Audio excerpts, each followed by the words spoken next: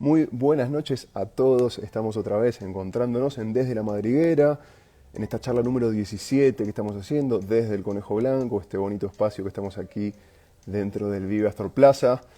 Estamos hoy muy felices porque tenemos un invitado que es una maravilla, que es un lujo, como es el señor Dago García. No voy a decir suspenso porque ya hemos sacado los flyers entre semana. Tenemos al productor número uno de Colombia, que va a estar con nosotros, así que por favor, los que se van conectando, no se pierdan ni un detalle de esta charla, esténse ahí presentes, pregunten, que acá estamos con Dago para responder todo lo que quieran. Les voy agradeciendo como siempre a los primeros conectados, mientras Instagram va avisando de las conexiones, ahí Matu Frega, desde Argentina, Adri, ACR Productions Entertainment, que es nuestra productora que está siempre ahí conectada al pie del cañón. Así que les doy las buenas noches y les agradezco por sumarse, como les dije, a esta charla número 17. ¿Quién más? A ver, perdón, me acerco a la pantalla porque ya los 32 años me pesan. Gaby1201 se está conectando. Bueno, hay un Sara Martínez, hay un usuario muy complicado, pero buenas noches también a ese usuario que termina en blue y a todos los que se están conectando. Vamos a dar solo unos minutitos para que se sume un poquito más de gente y ahí sumamos a Dago García, que se va a estar conectando desde la cuenta de su esposa, Mercedes Mechitas.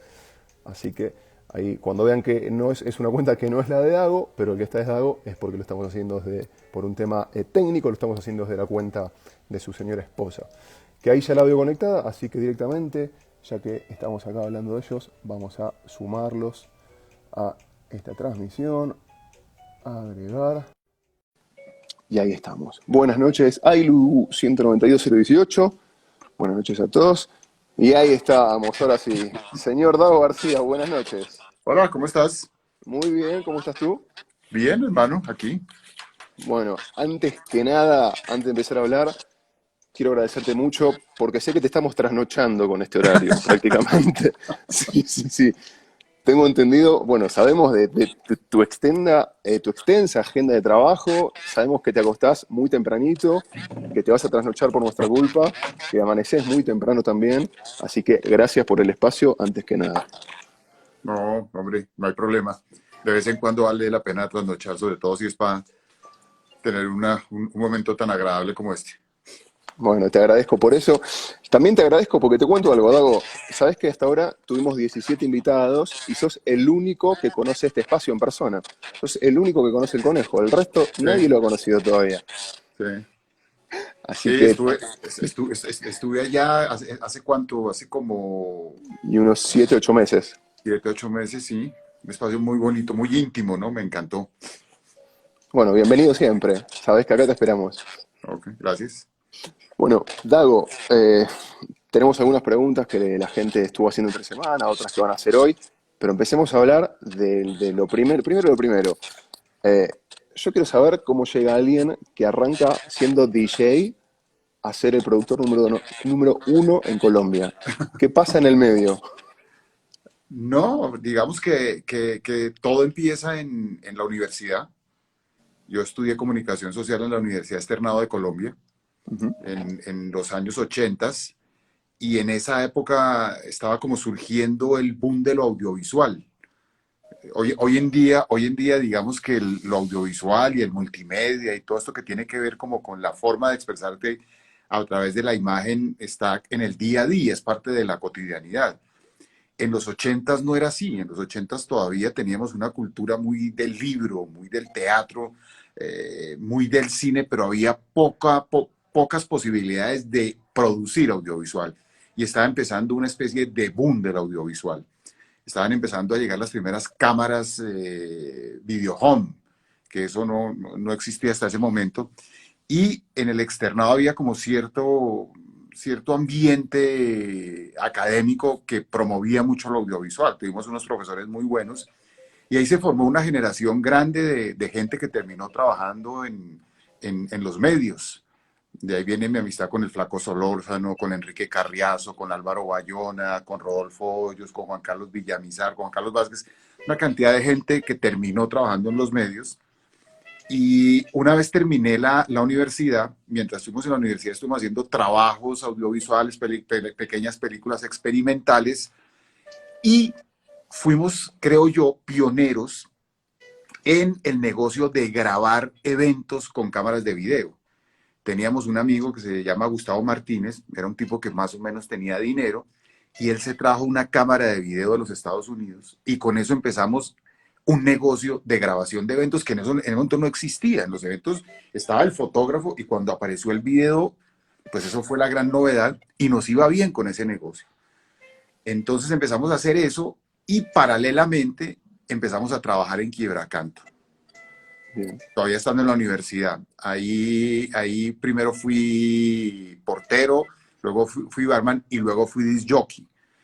Y simultáneamente seguimos haciendo estos trabajos hasta que apareció la primera oportunidad profesional en una empresa que se llamaba Punch, una productora. Y hubo un tiempo en que imagínate, hubo un tiempo en que yo trabajaba en la discoteca, en el bar, trabajaba en las grabaciones de eventos y empezaba a trabajar en televisión. Y poco a poco, pues el trabajo en televisión como guionista empezó a requerir más tiempo y me tocó ir abandonando el resto de actividades. Ahora, que lo acabas de nombrar al Flaco Solórzano, vos sabés que tuvimos un vivo con él, y él también te nombró, pero puntualmente no por trabajo, sino por una pasión que los une, que vos sabrás cuál es, más que cualquiera. ¿De dónde? De hecho, es una pregunta que nos hace Adriana también. ¿De dónde nace el gusto por la salsa? En el caso mío viene de familia. Mis tíos siempre fueron, mi tío Gustavo, mi tía Doris, mi tía Inés, siempre fueron salseros. Es curioso porque nosotros venimos de una región que es el departamento de Boyacá Ujú. y la gente generalmente asocia en Colombia la salsa con Cali y con Total. Barranquilla.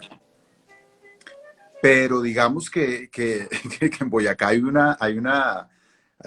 un gusto muy difundido por la salsa y mis tíos les gustaba mucho la Sonora Matancera y les gustaba la salsa clásica, la salsa de Fania. Y yo empecé a escuchar salsa con ellos y me aficioné mucho a la salsa con ellos.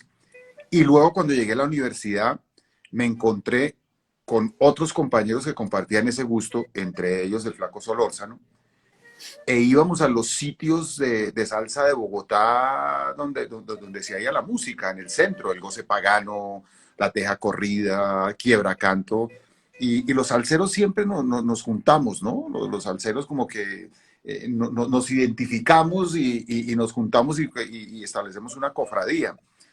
Entonces, la semilla de mi gusto por la salsa proviene de la familia, pero definitivamente se alimentó y se fortaleció y se incrementó en épocas de la universidad con mis compañeros.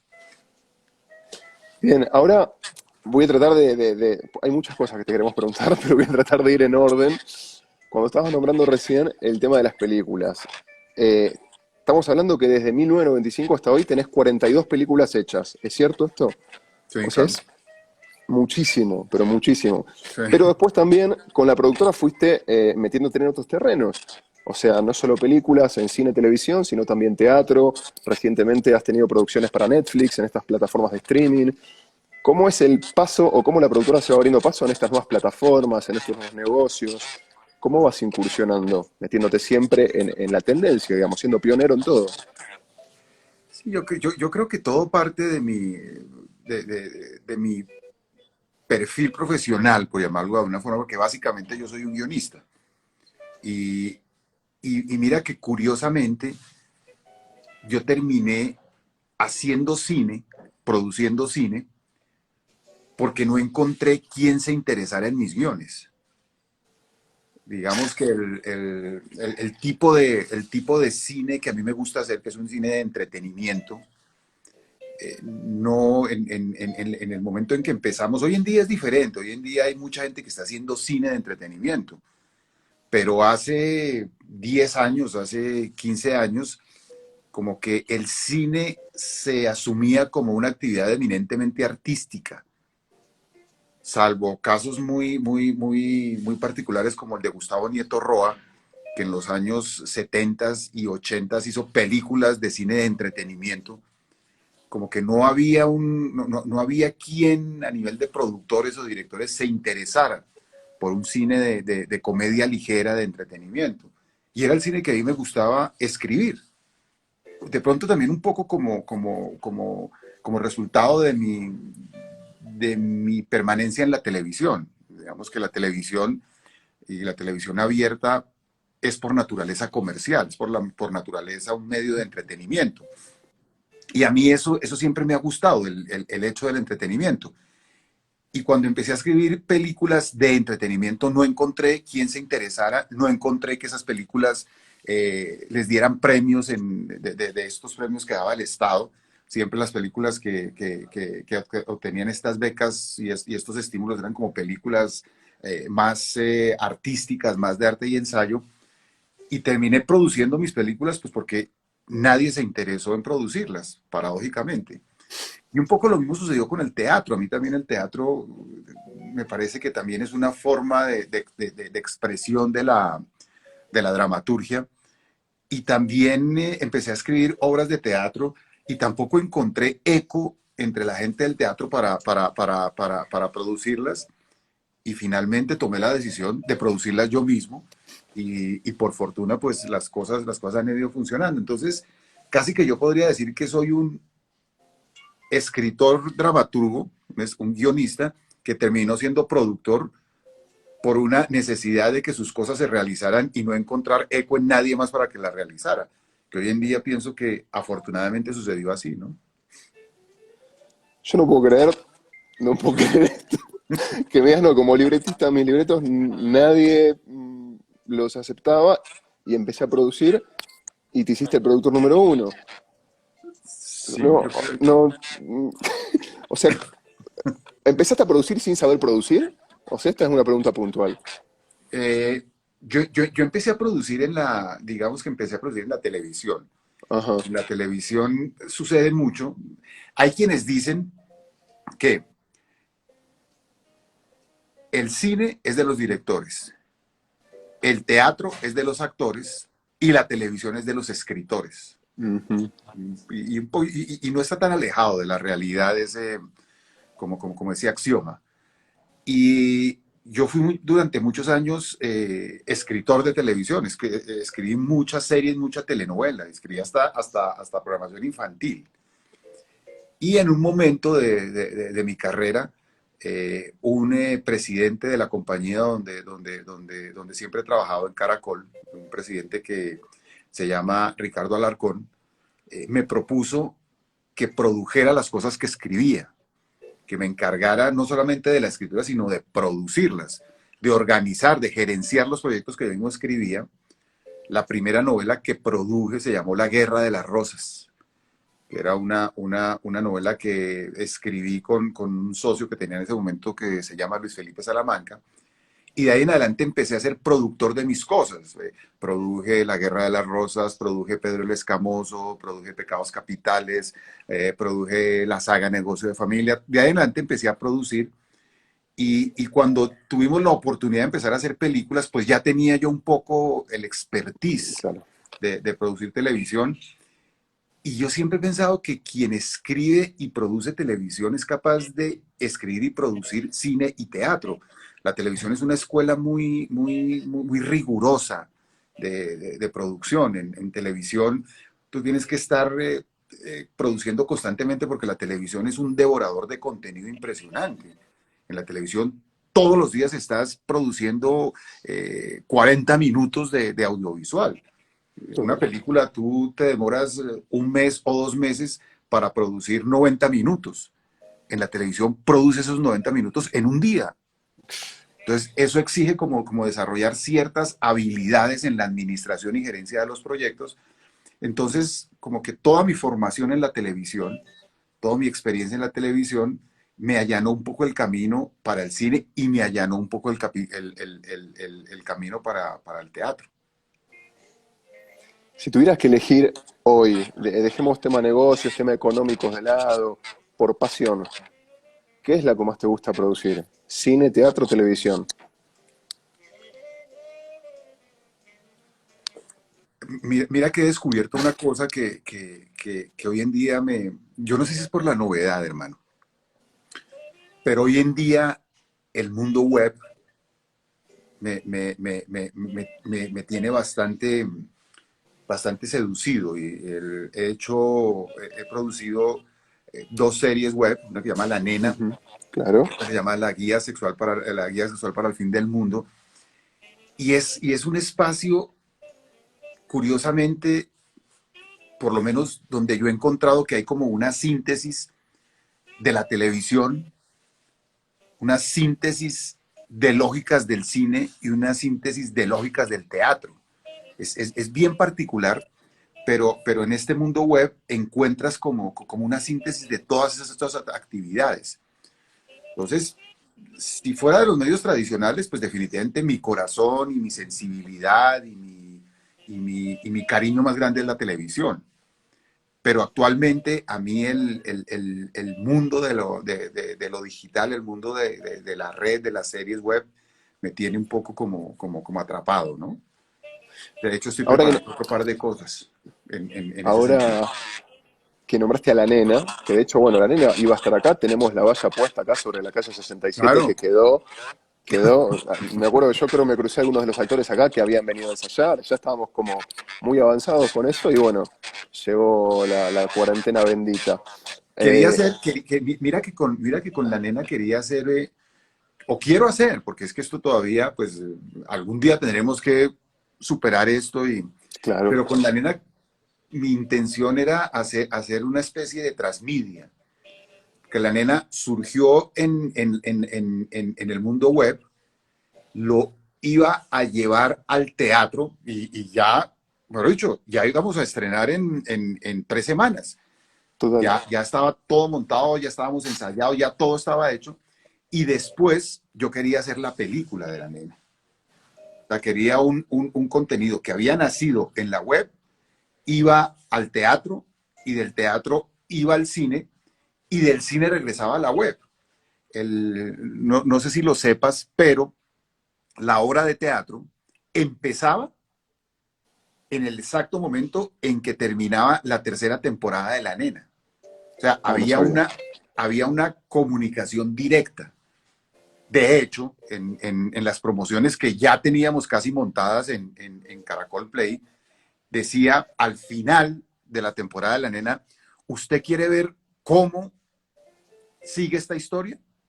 Vaya al Teatro Astor Plaza y vea el desenlace de esta historia. Y la obra de teatro terminaba también con una promesa, quiere ver cómo la nena se las arregla para vivir con dos maridos, vaya al cine a ver la película. Entonces era como un proyecto donde empezábamos en un sitio, íbamos a otro y terminábamos en otro. Fantástico, no sabía esto, esta continuidad de un Sí, medio a sí, otro, sí. no sabía esta. Increíble. Bueno, esperemos que esto pase pronto y se pueda estrenar. ¿Sigue en pie toda esta idea? Sí. Pues mira que estoy preparando, cambiaron los planes, como nos cambió a todos algo con esta situación de cuarentena y de pandemia, y estoy trabajando en es un proyecto, voy a ver si lo puedo explicar porque es un proyecto un poco extraño. Estamos trabajando en una versión streaming teatro de la nena, pero de 4 capítulos. O sea, 4 pequeñas obras en streaming que irían una cada semana. Y en En, teatro a la vez. en teatro, pero combinando teatro con video. Es algo que ya acabé de escribir y espero empezar a ensayarlo, pero es otra vez como un mix de teatro, porque es De muy plataforma. teatral, pero con mucha integración de video. O sea, tendría video, teatro, pero en streaming. O sea, tendría teatro, video y contenido digital. O Ahorita, sea, ahorita, ahorita de hecho hice un acuerdo con el Teatro Nacional y estamos transmitiendo, o ellos están mandando por su página ciertas obras de teatro que ya había hecho previamente, que incluso había estrenado algunas en el Astor. Y voy a empezar el próximo viernes una obra en streaming a través de Zoom que se llama Bonita pero Complicada, que es una nueva versión de una obra que tuve en el Astor durante una temporada con María Cecilia Botero, esta vez es con Marcela Carvajal, y es puro en streaming y puro usando la tecnología o la plataforma de Zoom. Entonces estamos como empezando ahora sí, a combinar todas las formas de lucha, ¿no? A, a combinar teatro con video, con streaming. Yo creo que la misma circunstancia nos ha no solamente obligado, sino nos ha dado la oportunidad de empezar a hacer este tipo como de mestizajes que yo creo que van a perdurar incluso una vez Total. termine esta situación. Yo creo que este mundo digital y este mundo de este tipo de comunicación vino para quedarse, se fortalece con la cuarentena, pero una vez termine la cuarentena muchas cosas quedarán acá, ¿no?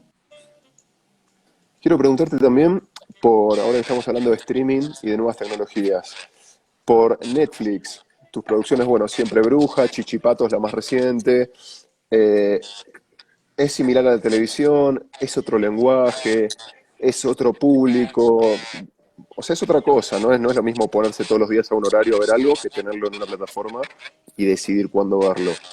¿Cómo es ese lenguaje? Bueno, digamos que lo que han hecho estas plataformas es plantearle al público una forma diferente de consumir el contenido, poco más parecido a la experiencia que tienes con el libro, ¿de acuerdo? Ujú. Cuando lees un libro, tú lo lees donde te dé la gana, a la hora que te dé la gana y en la cantidad que te dé la gana. O sea, tú puedes tener una noche de insomnio y en tu cama sacas el libro y lees 30, 40 páginas hasta que te vence el sueño. Un poco lo mismo sucede con las plataformas. Hoy en día tú puedes tener acceso a las plataformas a través de tu teléfono y la puedes ver el contenido a la hora que quieras y en la cantidad que quieras. ¿Eso qué implica a nivel de la dramaturgia? Implica que los niveles de redundancia que manejas normalmente en la televisión abierta se reducen. Hay mayor inversión argumental por el tiempo que que en una telenovela, por ejemplo. ¿A qué me refiero? Cuando haces una telenovela, es muy raro el caso en que tengas un público que te ve todos los capítulos. De pronto tienes una fiesta, de pronto te vas de viaje, o sea, ciertas investigaciones que se hicieron no hace mucho eh, llegaban a la conclusión de que quitando los picos de poco consumo y alto consumo, el promedio de gente que ve programas de televisión, la televisión abierta es 3 capítulos a la semana de los 5, es como un 65%. La gente no los ve todos. ¿Eso qué implica? Que tú tienes que tener muchos niveles de redundancia para que la gente que deja de ver el programa no se Sí, no pierda se cuando pierda. deja de verlo. Entonces, vuelves y repites y realmente la acción avanza no tan rápido y hay mucha reflexión, en fin, la inversión argumental por capítulo no es tan alta como en el caso de las series para plataformas. Si te fijas, los que llaman originales son series que dan de 6 a 13 episodios. Ujú. Porque, y mira que lo más curioso de todo es que tú, con esos 13 episodios, con el mismo material argumental de esos 13 episodios, puedes hacer 60 episodios a un ritmo de televisión abierta. Pero también con ese material puedes hacer una película de 90 minutos, o sea, de un episodio. Entonces, digamos que y eso ya ha empezado con la televisión por cable y las series de cable, estas series son una especie de intermedio entre la televisión abierta y el cine, con una forma de consumo muy parecida al de la literatura. Entonces, digamos que aquí hay como todo con la globalización y con la irrupción del mundo digital, se empezaron a producir una cantidad de mix, una cantidad de híbridos, una cantidad de mestizajes donde hoy tenemos opción para lo que quieras hacer. Desde series web, donde los capítulos pueden ser capítulos de 6 7 minutos y 8 episodios, hasta series en televisión de 60 horas, hasta telenovelas de 100 horas, hasta series en plataformas de 13 horas con diferentes temporadas. El espectro se amplió de una manera impresionante. Incluso en estas plataformas también empieza a verse espectáculos que normalmente iban al teatro, como los stand-up comedy. Están ¿Verdad? en las plataformas. También las series de televisión abierta están yendo con mucho éxito a las plataformas. Entonces, en un momento como que, como esto avanza tan rápido, un momento de caos, donde todos empezamos a mirarnos con resistencia y como a mirarnos como competencia directa, como enemigos, y a medida que ha avanzado el proceso, lo que hemos venido encontrando es que existen una cantidad de sinergias y una cantidad de terrenos donde podemos trabajar juntos. Imagínate tú, nosotros le producimos a Netflix y Netflix nos compra lo que producimos para nuestra televisión abierta. Si tú miras hoy en día en las series más vistas en Colombia, en Netflix está Pasión de Gavilanes, está La Venganza de Analía, está Escobar el Patrón del Mal, que eran series producidas para televisión abierta, que fueron exitosas en televisión abierta y ahora son exitosas en la plataforma. ¿Verdad? Entonces digamos que la cosa se ha ido decantando y de estar y de tener como una percepción de que eran nuestros grandes enemigos, nuestras grandes competencias que iban a acabar con nosotros, lo que hemos empezado a encontrar es que hay muchas sinergias y que podemos convivir, y no solamente convivir, sino cooperar. Me surge una pregunta ante tantos contenidos que produjiste. A ver, 42 películas, 35 telenovelas y series para televisión, 14 horas de teatro, 2 series web, 2 series para Netflix. ¿Te fue mal en algo? ¿Perdiste plata en algo? Por supuesto, por Sí. supuesto, por supuesto. Bueno, Me ha ido mal en muchas cosas, hermano. Digamos, y en todo, en cada uno de los medios me ha ido mal. Ahora, todavía en lo web no, pues porque hasta ahora llevo dos, ¿me entiendes? Pero he tenido malos momentos en televisión, muchos, en cine, ujú, muchos, en teatro también he tenido golpes duros. Ahora, lo que sucede es que nosotros trabajamos un poco con el esquema, por fortuna lo hemos podido hacer, con el esquema gringo de entretenimiento. Los gringos tienen el famoso 7-3, que proviene un poco del béisbol. En el béisbol, un averaje de 3 es un hit.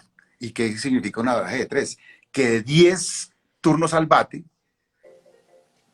le pegas 3 veces a la bola y haces 3 hits.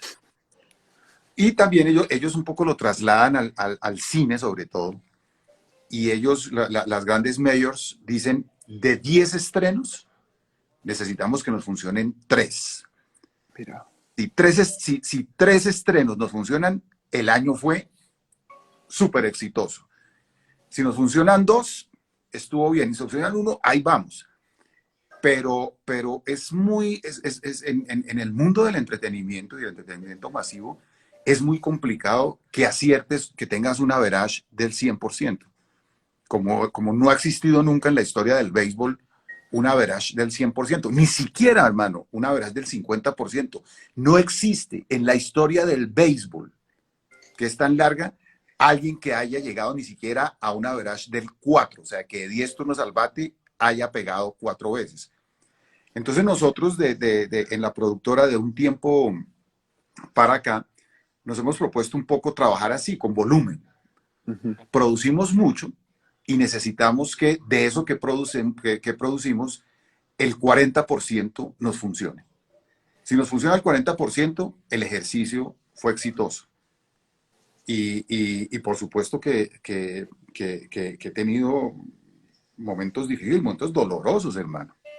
Dolorosos porque a veces proyectos en los que uno pone mucha expectativa, que uno dice, miércoles, aquí me saqué el alma, ¿qué? Y les va mal. Yo recuerdo yo hice una serie que fue exitosa que llamó La Saga Negocio de Familia, que era una especie de adaptación de la tragedia griega a televisión y a un proyecto muy loco en el que muy pocas personas creían, pues porque decían, bueno, tragedia griega en televisión, y me fue muy bien, hermano. Y claro, cuando tienes un éxito, te ganas una confianza que a veces es peligrosa. En ese sentido, yo creo que el fracaso es más formativo que el éxito. El fracaso te obliga a reflexionar, te obliga a pensar qué fue lo que pasó. El éxito te nubla, maestro. Y después de esa novela, hice un proyecto que llamaba El baile de la vida. Ahora ya no era tragedia griega, sino era Shakespeare. Puta, hermano, qué totazo tan duro, loco. La gente se burlaba porque la llamaban la saga bailable. Y me fue muy, muy, muy mal. Y en el cine también he tenido proyectos en los cuales yo tenía una expectativa grandísima y creía que tenía en las manos un cañonazo. Y recuerdo una película que a mí personalmente me gusta mucho, que se llama La Esquina. Imagínate una película protagonizada por Enrique Carriazo y Fabio Rubiano, dos monstruos de la actuación en Colombia, con Catherine Vélez, un elenco, hermano, el berraco, una historia que a mí me gustaba mucho, la escribí con Enrique y pum, hermano, al piso. Y en el teatro también, ¿no? Así como he tenido grandes alegrías, he tenido totazos duros, totazos duros. Pero por fortuna he podido trabajar con volumen y por fortuna el 7-3 me ha venido funcionando y hemos podido como tener continuidad, pero golpes muchos, hermano. Acá Adri, nuestra productora, nos está preguntando, cuéntanos la anécdota que tienes con la saga Negocio de Familia y el expresidente de Caracol, Paulo Lacerna. Ah, no, lo que te contaba, en ese, cuando iba a hacer cuando tenía ese proyecto, pues a todo el mundo le parecía muy raro y no lo querían producir. Pero yo insistía y insistía. Tenía una aliada en ese momento que era Cristina Palacio, que era la vicepresidente de producción, y ella también creía en el proyecto, pero el presidente de la compañía, el departamento comercial, todo el mundo decía, no, pues no, vamos a poner a hacer esto. Y un día, Pablo Lacerna, que era presidente de Caracol, me llamó a su oficina un día a las 9 de la noche, me acuerdo, salir de mi casa a las 9, me despertó, me dijo, véngase para acá. El jefe, pues toca hacerle caso. Llegué a la oficina y él me dijo, en Caracol todavía no habían construido todo, no estaba construido todo en la floresta. Solamente habían 2 bloques, hoy en día son 5, solamente han construido 2. Y entonces me sacó al balcón de oficina y me dijo, mire, ahí en ese espacio vamos a construir un edificio. Ese edificio cuesta lo que cuesta hacer el proyecto que usted quiere. Si hago el proyecto que usted quiere y nos va mal, yo no puedo construir ese edificio. Yo le dije, y si nos va bien, me dijo, si nos va bien, a ese edificio le pongo edificio Dago García. Se le mide y le dije, hagámosle. Hice ese proyecto, nos fue bien, y Pablo de verdad iba a ponerle al edificio Dago García. Pero a mí ya me pareció, me dio pudor y dije, no, Pablo, ¿cómo? O sea, yo no quiero, o sea, eso me suena como a obituario, o sea, un edificio Dago García. No, no, no, no, no, no. Entonces me dijo, pero Pablo dice, pues yo tengo que cumplirle la promesa. Entonces me dijo, bueno, voy a construir una fuente, en Caracol hay una fuente muy bonita, muy grande. Y me dijo, le voy a poner a la fuente de Dago García. Y yo, no, no, Pablo, yo quiero una fuente de Dago García, no, no, no. Me dijo, marica, pero tengo que cumplirle porque yo, si no le cumplo la promesa, me van a caer 7 años de maldición. Le dije, hagamos una cosa, Pablo. Póngale a un muro en Caracol, muro Dago García. Y en Caracol hay un muro que se llama Muro Dago García. Es un muro ahí medio escondido y dice Muro Dago García.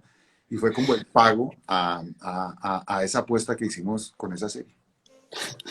Bueno, quisieron cumplir, pero no los dejaste. Uh-huh. Imagínate uno con un edificio que se llame como uno, ¿no? Dago, ¿qué estás tomando? Te doy tomando algo mientras yo voy hablando. Sí, es un cóctel que nos regalaron un amigo de Mechas que se llama... Mechas, ¿cómo se...? Este cóctel, ¿quién es el que...? Bueno, un amigo de Mechas que vende unos cócteles buenísimos, entonces ¿Te acompaño llegó? esta Pues charla con... nosotros, ¿te llegó? Nosotros te mandamos un regalito, no sé si te llegó, que me dijeron que lo habían dejado en portería. ¿Lo Sí, recibiste ya? aquí me acaba ¿Lo de tenés ahí? llegar y me acaba de Ah, llegar. ok, ok. Claro, te mandamos uno de estos. ¿Ah? ¿De vos es el cóctel? Sí, de Sí, voz. sí, mira. Es un No, no. Yo, yo quiero saber que te haya llegado esto, perfecto. No quería saber que te haya llegado y que no se haya perdido por ahí en alguna No, portería. y además todas ahora me lo entregan y si me lo hubiera si lo hubiera recibido antes, me hubiera tomado era este brandy y no el cóctel que me estoy tomando. Sí, yo estoy viendo que hay de todo. De hecho, tenemos uno acá también que nos mandaron. Estoy Sí, viendo que hay mira, cervezas importadas, hay de está todo bueno, por todos lados. está bueno, Así está que bueno, bueno. aprovecho para agradecerle a Fonsi González y a Comercializadora González que nos entregan esto a nosotros y te mandaron el obsequio para vos Eh, también. ¿Cómo se llaman? ¿Comercializa González? Comercializadora González y Fonsi González. Ellos son los Ah, que nos mandaron los regalitos. mira, mira, tremendos vasos. Ah, mira, Creo que tengo mejor caja que tú. ¿sabés que sí? A mí me mandaron 4 cervezas importadas igual, No, pero maestro, yo a ver, tengo, mostrame porque no lo vi. Mostrame porque no lo pude ver. tengo Chivas, Mira, tengo ya lo. brandy, un brandy jinete rojo. Mira, No, a ti te dieron cerveza, a mí me dieron trago serio, hermano. ya los voy a agarrar a Comercializadora González por Eso. esta diferencia que están haciendo. Dago, tengo una pregunta de Adriana que me parece interesante, más que nada por la cultura colombiana. Nos pregunta, ¿por qué crees que las producciones pensadas en divertir y entretener son las exitosas en Colombia? Digamos que eso no es un fenómeno exclusivamente colombiano. Creo que el entretenimiento por su misma vocación tiende o necesita tender a ser masivo, a diferencia de otro tipo de producción cultural, en el caso del cine o en el caso del teatro, o sea, el cine de arte y ensayo o el teatro experimental, que tienen otro tipo de objetivo, tienen otro tipo de naturaleza, tienen otro tipo de estética y de búsqueda.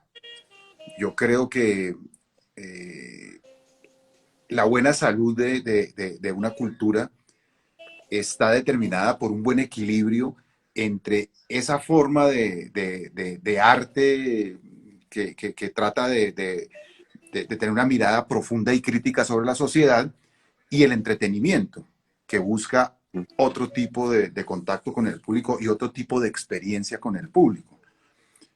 Tradicionalmente, y creo que en esto tiene mucho que ver como cierto sector académico e intelectual, siempre ha tratado de hacer aparecer estas dos manifestaciones de la cultura como excluyentes y antagónicas.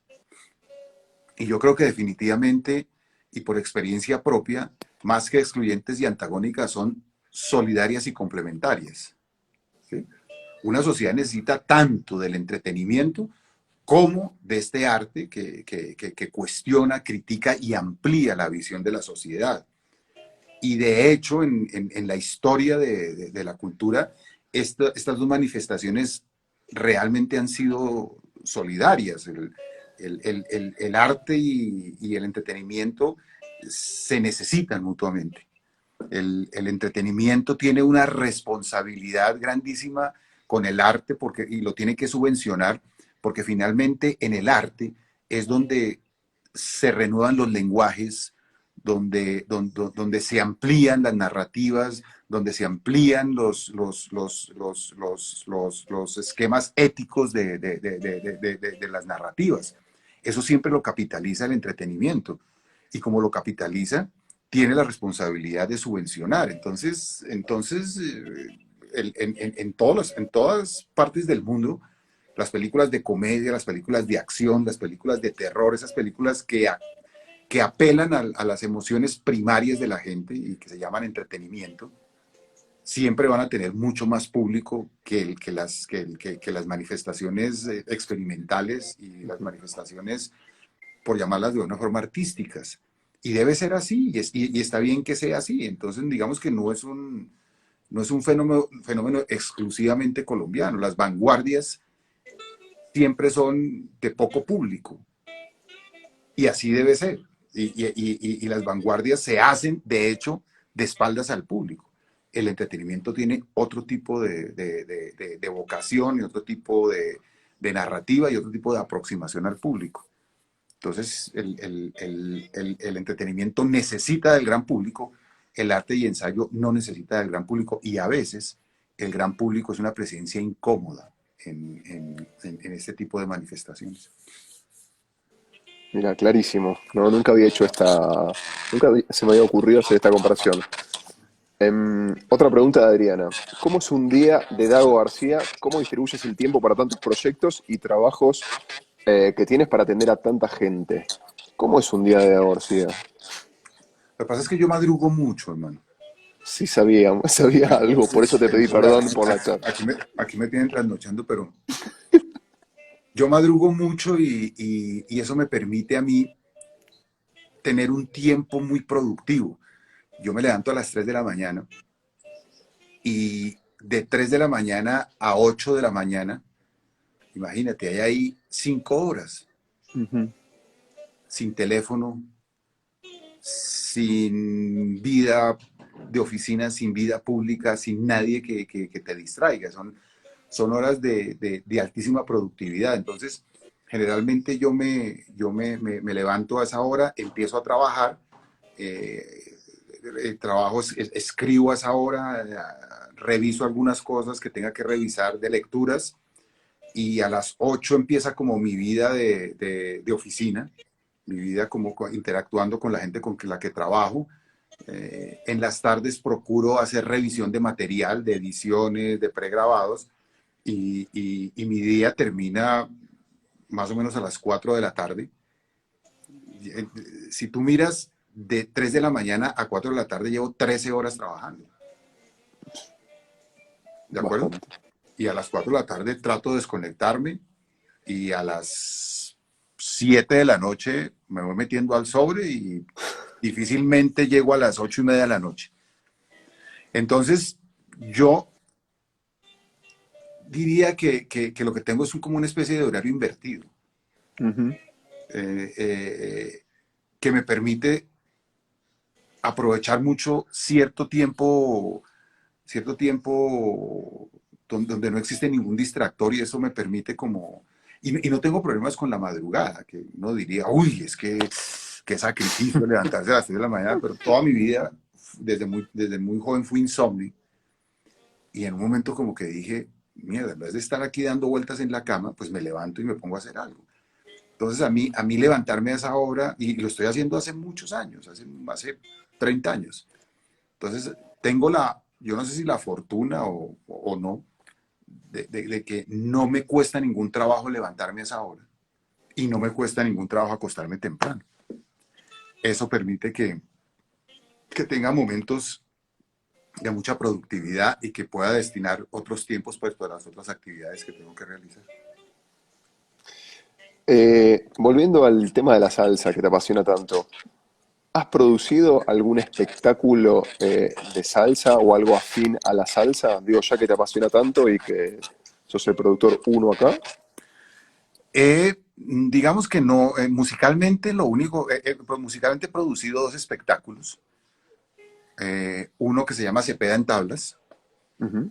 que lo escribí y lo produje, lo escribí, lo dirigí y lo produje, en asocio con Andrés, y con Caracol, y con Mario Valencia, que fue como el productor técnico.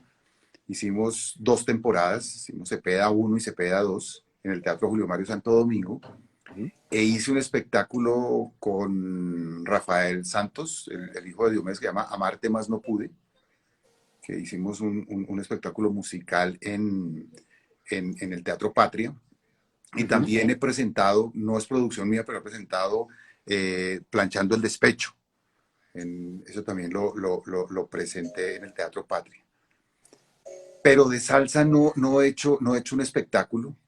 Eh, Estaba preparando precisamente antes de la pandemia, porque hice en Miami una versión de Amarte Más No Pude en Miami con actores colombianos residentes en Miami que se llamó Vallenato Help Me en el Teatro Vallenato Trial Help de Me. Miami. Y estaba empezando a producir un espectáculo que combina, es un poco el formato que manejé con Cepeda. El formato que hicimos con Cepeda combina música en vivo, concierto, stand-up comedy y comedia. Y Amarte Más No Pude y Vallenato Help Me también tienen ese mix. Y estaba preparando un espectáculo que se llama el son, el son es lo más sublime, que era con son cubano. No he hecho espectáculos teatrales, pero he ayudado a la producción de 2 trabajos musicales, uno de César Mora y Ujú. uno de un amigo muy querido mío que se llama Rubén Toledo, que tiene una orquesta que se llama La Llave. Y a César le ayudé con la producción de uno de sus discos, de hecho también le produje un video, y a Rubén Toledo le ayudé a producir su disco de la orquesta La Llave. Entonces, pero sí está dentro de mi, de mi radar hacer algo con salsa. En una época estuvimos hablando con el grupo Nietzsche, Ujú. con Yanela Varela, la hija de Nietzsche, que es quien maneja hoy, la hija de Jairo Varela, que es quien maneja hoy la orquesta, para hacer un espectáculo. No alcanzamos a llegar a un acuerdo, pero como que ese proyecto sigue rondando en la cabeza. Tengo que hacer algo con la salsa, ¿no? Y además de esto que hablamos de la salsa, ¿hay algo en tu carrera, una pregunta, Adriana, que quieras hacer al día de hoy y que todavía no has podido hacer? Uy, muchas cosas, hermano, muchas cosas. Tres, Eh, nombrame. tengo una película que sueño hacer, que se llama Declaración de Guerra, que es una historia, es todo un mito porque hay quienes dicen que fue verdad, hay quienes dicen que no fue verdad. Mi familia es de un pueblo de Boyacá que se llama El Cocuy, y del Cocuy hay como dos grandes personajes del Cocuy. Uno se llama Olinto Gallo, que descubrió las minas de sal de Zipaquirá, y hay otro que se llama Santos Rafael Gutiérrez, que fue presidente de Colombia. Y este paisano, que fue presidente de Colombia, en su juventud vivió en una época eso es de 1860, que es como todo el establecimiento de la República después de la independencia, que fue una época muy loca en Colombia, muy loca, y en toda Latinoamérica, porque todos estos libertadores eran gente muy joven y llena de poder y de riqueza, o sea, eran rockstars. Y este paisano vivió una época muy turbulenta, se metió en problemas, la familia lo mandó a estudiar a Bélgica. En Bélgica el tipo se enamoró de una mujer de allá, el papá de esta mujer se dio cuenta y la escondió, él se devolvió vuelto nada para Colombia, ya sin ganas de vivir se metió al ejército, se convirtió en un general de mucha reputación. Hubo un momento en que hubo una constitución en Colombia, que fue la constitución de Río Negro, donde se decidió que Colombia iba a ser un país federal y que cada departamento iba a ser una pequeña república. A él, en agradecimiento a sus gestas militares, lo nombraron presidente del departamento, presidente de la República Independiente de Boyacá. ¿Sí? Y la primera cosa que hizo como presidente de Boyacá fue declararle la guerra a Bélgica. O sea, que había una guerra entre Colombia y Bélgica, imagínense, entre Boyacá y Bélgica, entre Entre vos todos. acá. O sea, y en los 90, un gobernador de Boyacá encontró unas cartas donde estaba la carta que le había mandado Santos Gutiérrez al presidente de Bélgica declarándole la guerra, que nunca se dio, porque es que sí. Y el tipo hizo una ceremonia con el embajador de Bélgica donde firmaron la paz, después de 200 años de una guerra donde no se disparó un solo tiro. Entonces yo escribí un guión sobre esa historia y es una película que me sueño hacer. Entonces, ese es uno de los proyectos que tengo en Veremos. El otro proyecto que quiero hacer y que se me quedó truncado fue El Son es lo más sublime. El proyecto está en Miami con Que la Son nombraste. Cubano.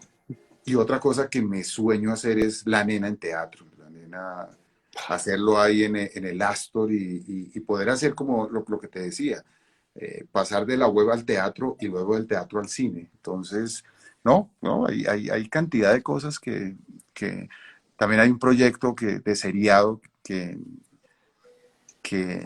ese no te puedo contar mucho porque creo que se va a hacer el milagro y lo voy a poder hacer con una plataforma. Entonces, no, hay muchas cosas que están por hacer y que me sueño con hacer.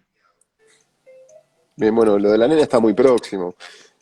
Estamos a esto de hacerlo, lo de la nena. Así que eso está muy cerquita. Esperemos Ahí que sí. nos preguntaban también cómo se hace para presentarte un proyecto. Si alguien tiene un proyecto y lo quiere presentar a Dago García Producciones, ¿cómo hace? Digamos que en el caso mío, yo por mi papel en Caracol, yo soy vicepresidente de producción y contenido de Caracol Televisión. Entonces, cualquier cosa de contenido que me quieran proponer a Caracol o que le quieran proponer a mi productora tiene que pasar por un trámite, un protocolo de recepción de proyectos. Ahorita, desde que empezó la pandemia, hemos suspendido un poco el proceso, pero se hace a través de una oficina de recepción de proyectos que tenemos en Caracol. Como te digo, estamos esperando a ver qué sucede para volver a reabrirlo, pero hay como una oficina en Caracol donde la gente, que nosotros llamamos proyectos de terceros, donde la gente Ujú. lleva los proyectos, firma unos papeles, como unas actas de recibo del proyecto, y luego nosotros estamos haciendo procesos de pitch.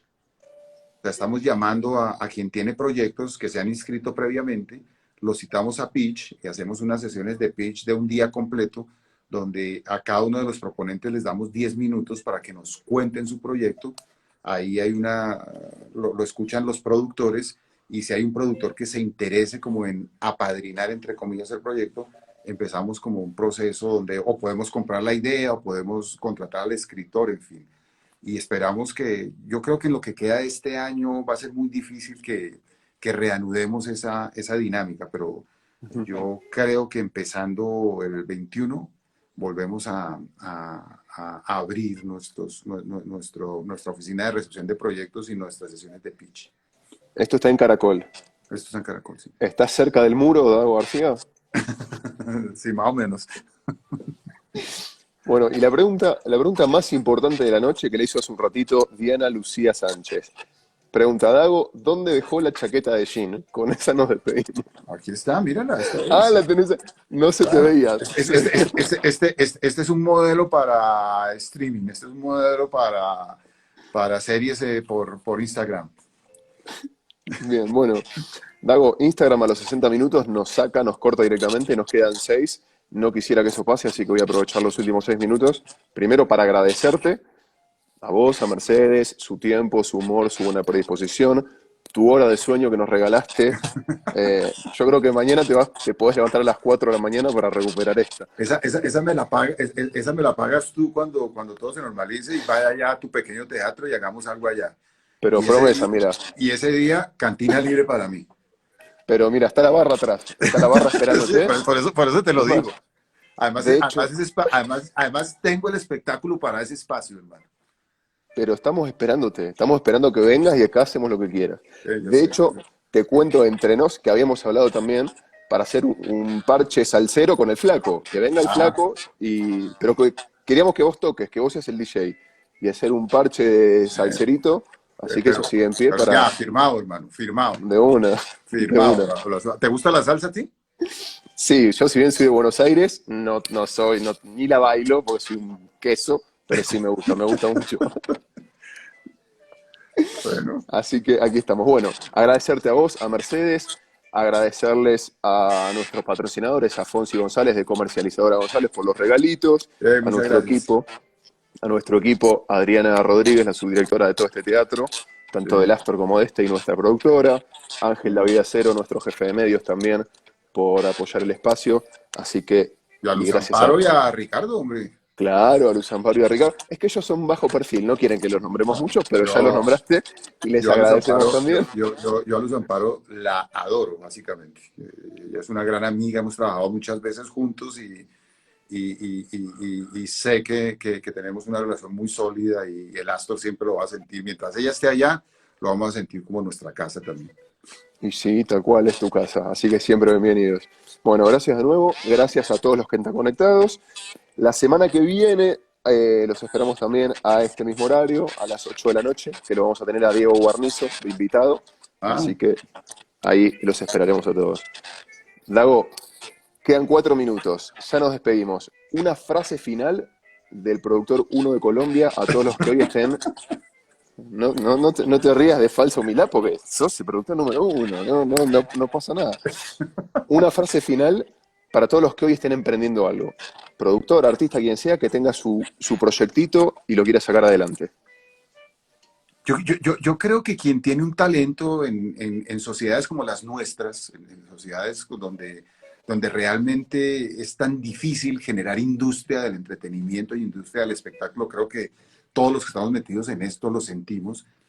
Yo creo que nosotros debemos volvernos agentes de nuestro talento, debemos ser productores de nuestro talento, debemos evitar sentarnos a esperar que alguien nos ponga cuidado, que alguien se encarrete con nuestras cosas y que alguien convierta nuestras cosas en algo productivo. Yo creo que cada uno, si se siente que tiene un talento, tiene la responsabilidad de agenciar su propio talento, de convertirse en productor de su propio talento. Para bien o para mal, estamos en una sociedad donde poca inversión se hace en cultura, poca inversión se hace en entretenimiento, y si no somos nosotros mismos, los generadores del entretenimiento, quienes lo convertimos en empresa, va a ser muy difícil que alguien lo haga. Entonces, yo sí creo que quien tiene un talento en nuestro país tiene que convertirse en el gerente de su talento, en el agenciador de su talento. Sublime frase y inmejorable final. Ahora Sí. sí, con esa última frase nos despedimos. Gracias a todos, gracias Dago, gracias Chao, a hermano, muchas Mercedes. gracias. Adiós, buenas noches a todos. Bye. Chau, chau. Chao.